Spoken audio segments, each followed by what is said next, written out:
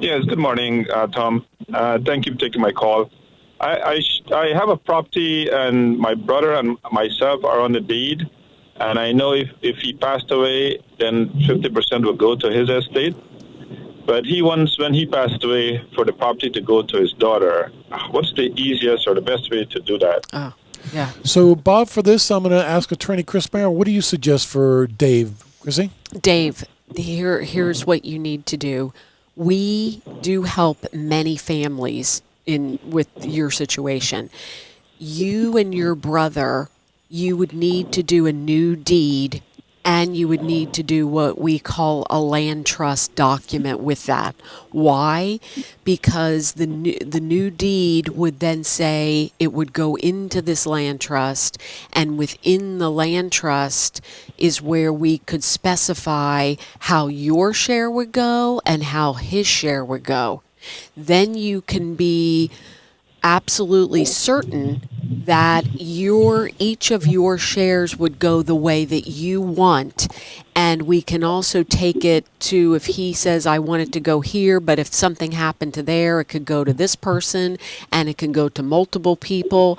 That is the best way and the simplest way to make sure that your respective shares will go to the people that you want. And here's what our first question. If you intend to keep this, I always ask clients the very first thing, do you intend to keep this property? If you do, then doing a land trust with a new deed is the way to go. Chrissy, I think that's a great suggestion. Not only are they going to make sure that they get the result that they want using this land trust, but they're also going to avoid probate with it. Exactly.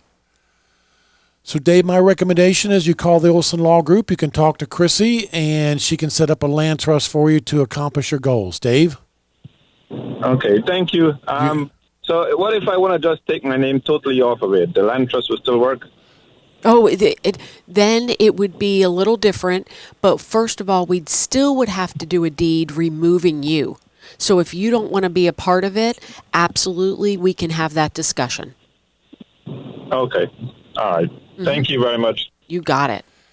Dave is kind of, his last question there kind of reminds me that sometimes it requires us to take time to understand what we want the client's final result to be. Exactly. We need to know where they're going to end, where they want to end up.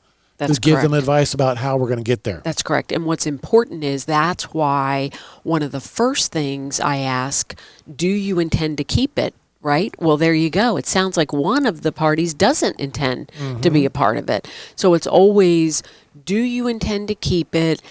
What is the ultimate goal? And then we are able to help you to get there with the appropriate legal steps and legal documents. Exactly.